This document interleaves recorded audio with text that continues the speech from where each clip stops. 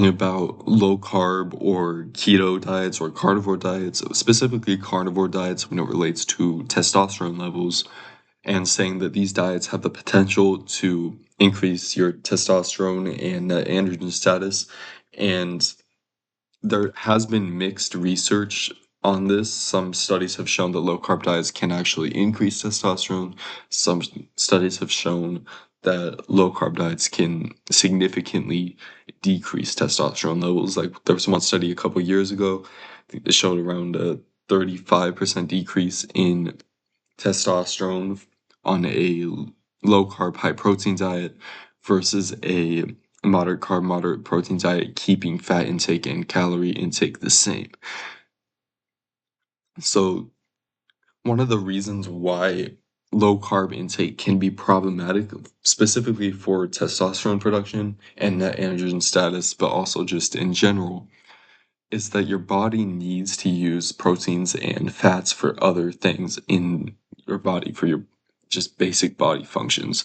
So for cell growth and repair, for gene expression, for hormone production, and for enzyme reactions, and a lot of other things as well. But since carbs aren't an essential macronutrient, they're primarily used for energy. If you're getting most of your energy from carbs, your body's going to be able to use most of your proteins and your fats for the functions that they need to be used for.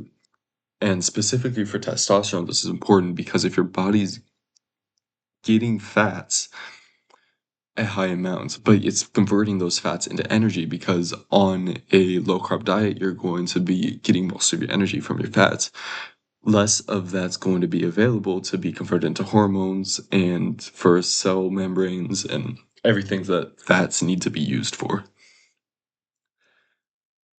So on a low carb diet, your body's going to be, it might be getting higher levels of these proteins and fats, but it's going to be able to use significantly less of them than if you were on a low carb diet, because carbs are the macronutrient that your body resorts to first for energy.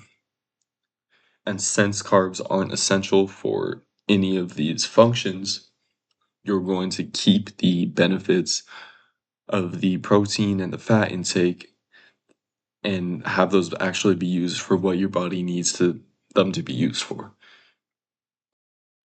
And diets high in protein have also been shown to decrease testosterone levels.